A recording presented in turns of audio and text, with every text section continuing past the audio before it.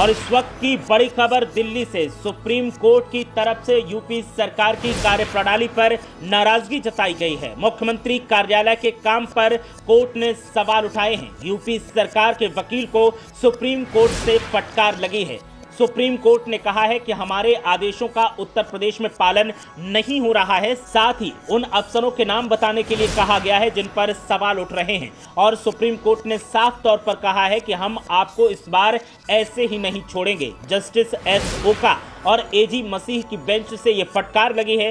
Supreme court के आदेश का पालन सीएम ऑफिस नहीं करता है, ऐसा सुप्रीम कोर्ट के जजेस ने कहा है। 14 अगस्त तक एफिडेविट के साथ अधिकारियों के नाम बताने पर सुप्रीम कोर्ट की तरफ से जोर दिया गया है। तो अब तक विरोधी दल सवाल खड़े कर रहे थे, आम आवाम सवाल खड़े कर रही थी, लेकिन अब देश की शीर्ष अदालत की तरफ से सवाल खड़े किए गए हैं और सरकार के वकीलों को जमकर फटकार लगाई गई है। सुप्रीम कोर्ट की तरफ से साफ तौर पर कहा गया है कि सीएम दफ्तर जो है उत्तर प्रदेश में, वो सुप्रीम कोर्ट के आदेशों का पालन नहीं कर रहा है। इसीलिए 14 अगस्त तक एफिडेविट के साथ उन अधिकारियों के नाम बताए जाएं जिन अधिकारियों पर सवाल उठ रहे हैं, और हम इस बार आपको ऐसे ही नहीं छोड़ेंगे।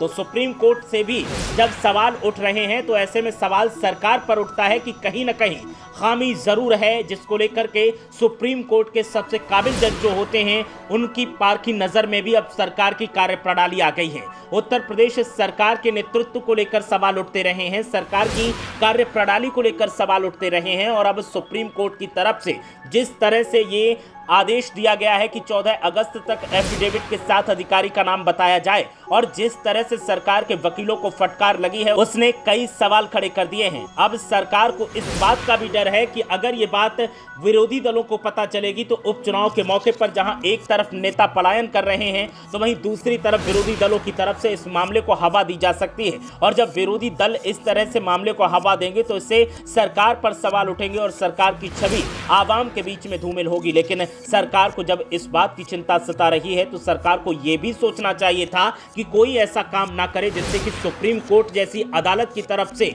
सरकार पर सवाल उठाए जाएं। अब सुप्रीम कोर्ट के जजेस ने आपको बता दें कि सवाल उठाते हुए सीधे सीधे सरकार के वकील को फटकार लगाई है और कहा है कि हम आपको इस बार ऐसे नहीं छोड़ेंगे।